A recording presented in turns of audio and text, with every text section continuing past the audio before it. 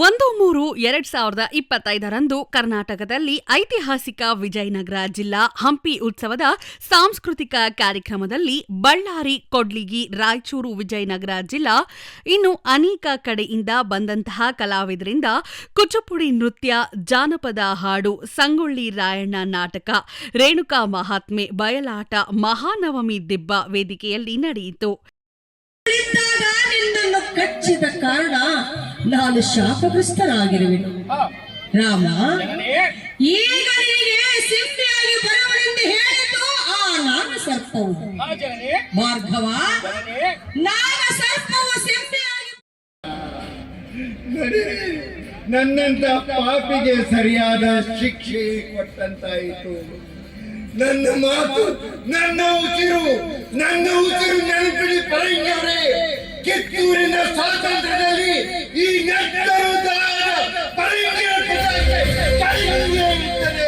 ಹರುಷದಿಂದ ಕುಂತಿ ಸಭಾ ಸದ ಮಾಡುವ ಕೇಳರಿ ನಮ್ಮ ಪದ.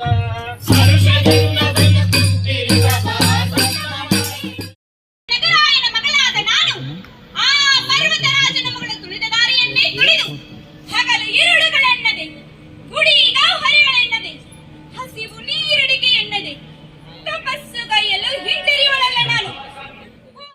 ರಾಯಣ್ಣ ಚನ್ನಬಸವರೇ, ಕಂದ ರಾಯಣ್ಣ ಚನ್ನಬಸವ, ಕಿತ್ತೂರ ತಾಯಿಯ ಮಕ್ಕಳೆಲ್ಲರೂ ಕ್ಷೇಮವೇ?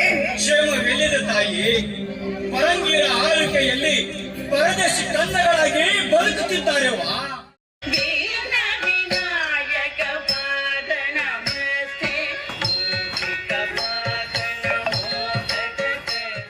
ಈ ಕಾರ್ಯಕ್ರಮದಲ್ಲಿ ಶಾಸಕರಾದ HR ಗವಿಯಪ್ಪ ಕಲಾವಿದರಿಗೆ ಸನ್ಮಾನಿಸಿದ್ರು.